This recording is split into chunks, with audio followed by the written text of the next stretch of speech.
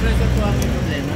Narinig nyo yung sabi nung car aircon technician, yung makina na raw ng compressor ang may problema. Pero hindi muna natin yung pinagawa. Sa halip ay i-check muna natin, baka ang sira ay yung magnetic clutch coil at hindi pa yung makina ng compressor. Makikita nyo ngayon yung socket ng magnetic clutch coil. Para ma-unlock mo yan, ayan, pipigain mo lang dyan sa may gilid, isa lang ang lock nyan para mapaghiwalay mo siya. Ang responsible kasi ang magnetic clutch coil para i-engage at disengage yung aircon compressor. At yung isang wire naman yan ay naka-body ground. Makikita nyo yung tornilyo na yun. Yun, ayun siya guys, Phillips screw. Ito naman yung example ng defective o sunog na magnetic clutch coil. Pag kinuwanan mo siya ng value, wala na siyang resistance, open line na siya. Ito yung dalawang wire niya guys. Ito yung positive, may socket. Ito may terminal lag, yun naman yung negative na linya na naka-body ground, yung tinuturo kung may tornilyo kanina. Ganito ang arrangement niyan.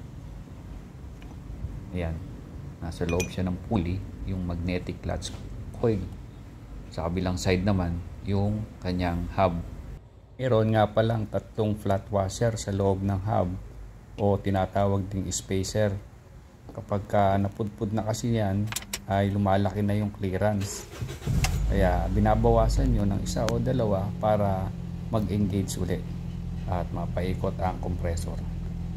Yan, nasa 100,218 kilometers na rin ang itinakbo yung Odo bago nasira yung magnetic clutch coil.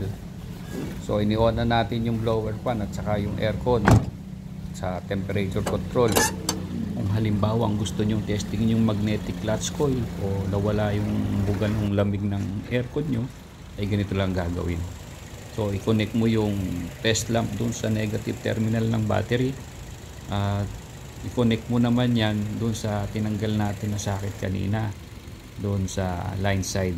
So ibig sabihin pag umilaw na ganyan, buo yung switch sa loob, yung thermistor, tapos buo yung mga relay, may binabatong kuryenteng 12 volts.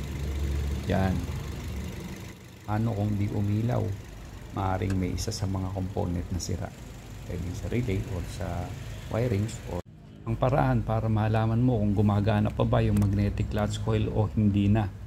So i-connect mo lang yung dulo nung test lamp mo doon sa positive terminal ng battery at yung isa naman dulo ay dito sa load side, yung male socket nung magnetic clutch coil. Pagka may narinig kang click sound ay ibig sabihin buo pa. Pero paano kung wala ka nang marinig na click sound, walang reaction, ibig sabihin sira na yung magnetic clutch coil. Ang isang paraan para malaman mo kung may resistance pa ba o wala na yung magnetic clutch coil o buo pa o sira na, gamit ang multi-tester at sinet natin sa ohms. Yung isang test probe natin naka body ground at yung isa namang test probe ng tester ay nakakonect sa wire o doon sa dulo ng wire na papunta sa magnetic clutch coil. At pag ang reading ay 8.4 ohms, ibig sabihin may resistance pa, buo pa yan.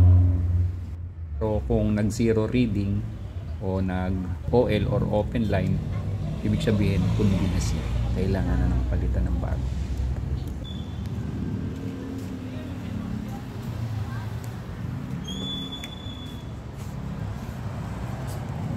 Pulley ambios. Kano kaya yan po? Ilan 7-Eleven is one? Apat man 2.5 7-Eleven na lang.